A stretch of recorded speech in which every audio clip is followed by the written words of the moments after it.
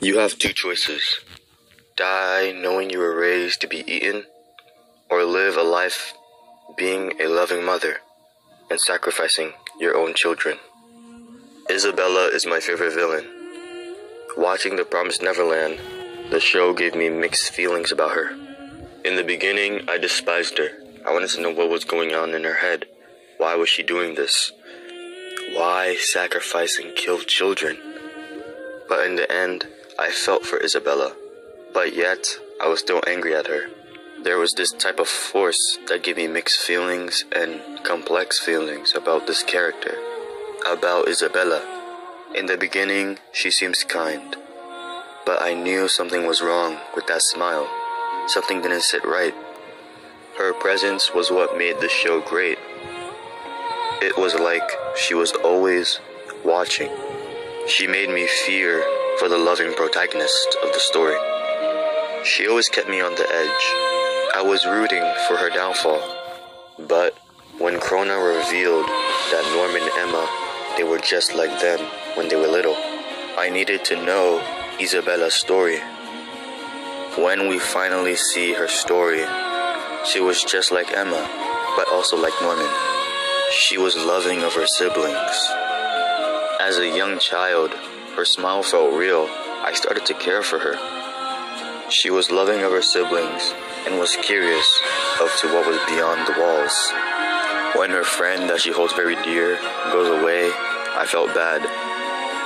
Her friend had a beautiful song. A song that gave emotion to this character.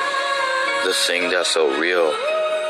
When Isabella left, she realized her life was a lie and had to face the hard truth. Live to be a slave and a monster, but also a loving mother, or die a worthless life. She decided to become a mother. We see her train to live. Train to live. We see her become a mother. We see her lose hope. We see her lose her humanity. We see her give up. One of my favorite scenes, if not my favorite scene, happens at this moment. As Isabella looks, she looks at the walls that she sought to escape as a child. Then we hear it. The beautiful song hummed by Ray, revealing that Ray is Isabella's son. We see her. We see Isabella human again, with shock and memories flushing in. Ray asked, "Why? Why did you give birth to me?" Then we see her hopeful face turn to a sad truth. She did it to live longer than anyone else.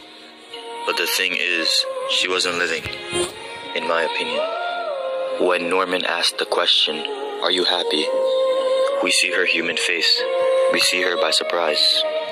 The mother replied, "Yes, because I met you." She has accepted this messed up world that they live in and sees to make the best of it.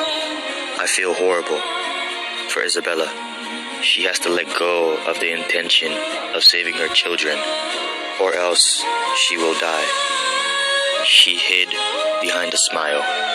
What makes me love this character is that in the end, when she knows she lost, she doesn't whine in her selfish demise. She felt for her children. She wanted the best for them in the end. A true mother. A real mother, caring for them in the end. She even lets Phil know that they're safe, that they won. I love this character because in the end, the true villains are the demons. Usually, for me, other antagonists I get too attached and end up feeling bad for the villain, and I want them to win. Or, I despise the villain so much that I don't like them. They're not a good antagonist for me. But Isabella is different, and my favorite villain.